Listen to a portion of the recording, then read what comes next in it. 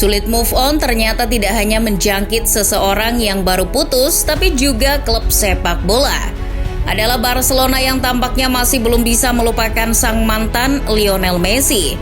Itu dapat dipahami karena Blaugrana dulu melepas Messi lewat sebuah keterdesakan. Jadi wajar kalau mereka menginginkan kembali La Pulga saat kondisi sedang membaik. Tapi perlu dicatat apa yang sudah pergi saat kembali lagi belum tentu sama dengan ketika sebelum pergi. Dalam hal ini, kalaupun La Pulga kembali ke pelukan Barcelona, tidak berarti berdampak baik. Malahan memulangkan Messi bisa menjadi ide yang buruk. Mengapa demikian? Berikut Starting 11 memberikan alasannya mengapa memulangkan Messi ke Barcelona adalah ide yang buruk. Isu kepulangan Messi ke Barcelona sudah berhembus bahkan sejak tahun lalu.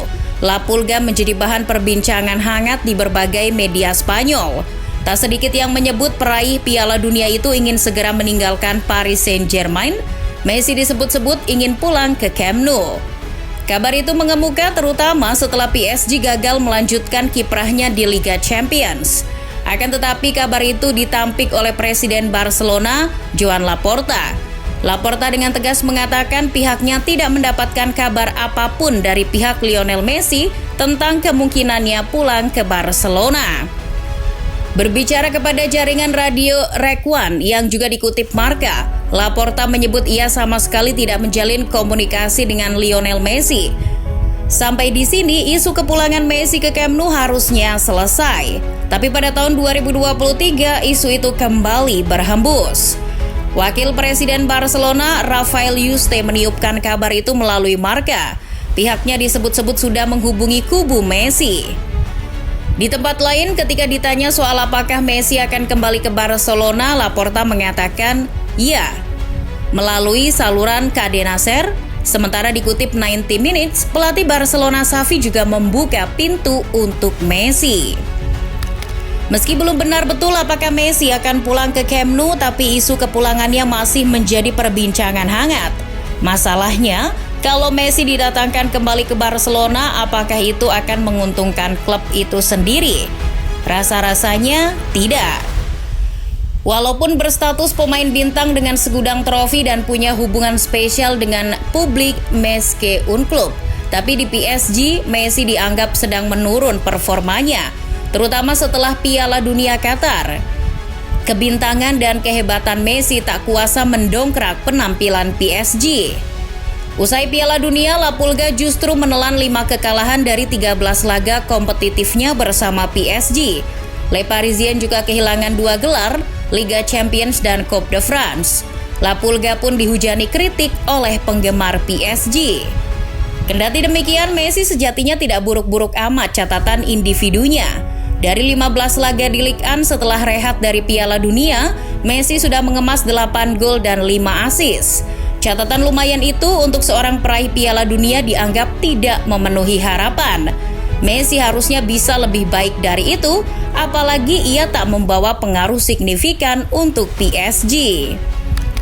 Urgensi mendatangkan Messi tidak hanya dilihat dari statistik individunya, tapi apakah selama ini tanpa La Pulga Barcelona menjadi porak-poranda? Kan tidak.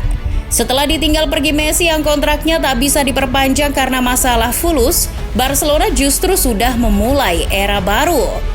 Blaugrana sejauh ini telah memulai era baru dengan tim muda. Mereka mengesampingkan keberadaan pemain bintang. Xavi membangun tim ini dengan prinsip kolektivitas. Blaugrana memiliki pemain-pemain muda yang berkembang seperti Pedro Gonzalez dan Pablo Gavira. Barcelona juga punya mesin gol Robert Lewandowski yang kini menjadi top skor La Liga dengan 19 gol. Mereka juga masih punya Rafael Diaz Beloli. Lagi pula era baru Barcelona ini juga sudah membuahkan hasil. Selain Piala Super Spanyol yang sudah diraih, Barcelona juga sedang berlari untuk merebut gelar La Liga dari rivalnya. Barcelona mestinya bermuhasabah. Mereka ini sedang terperangkap masalah finansial, kok masih tetap ngeyel mau membeli Messi. Presiden La Liga Javier Tebas bahkan telah memblokade transfer Barcelona pada musim panas agar masalah finansialnya tuntas. Barcelona juga sedang berencana untuk merenovasi stadion mereka dan bersiap untuk pindah ke stadion sementara.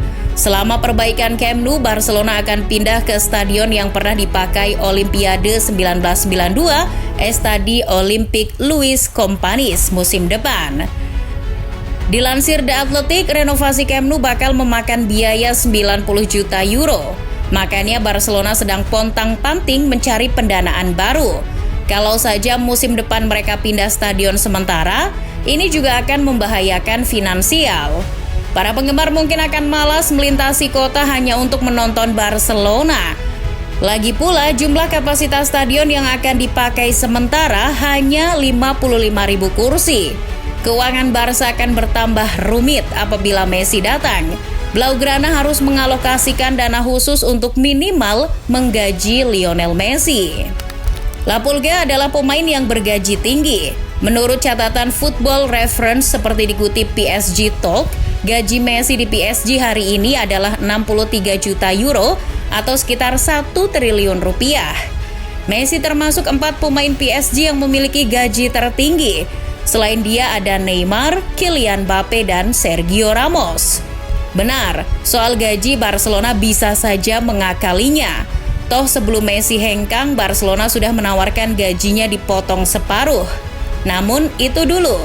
Sekarang jika El Barça ingin mendatangkan Messi lagi, harus siap dengan kesepakatan baru.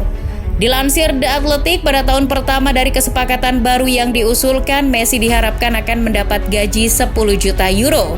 Belum diketahui itu kesepakatan untuk waktu berapa lama. Di sisi lain, La Liga sebenarnya juga senang jika Messi kembali ke Spanyol. Hanya saja Javier Tebas menegaskan, La Liga tidak akan mengubah peraturan demi Messi. Jika ingin kembali, La Pulga wajib diturunkan gajinya. Ini agar Barcelona tidak kembali terjerat masalah batas gaji.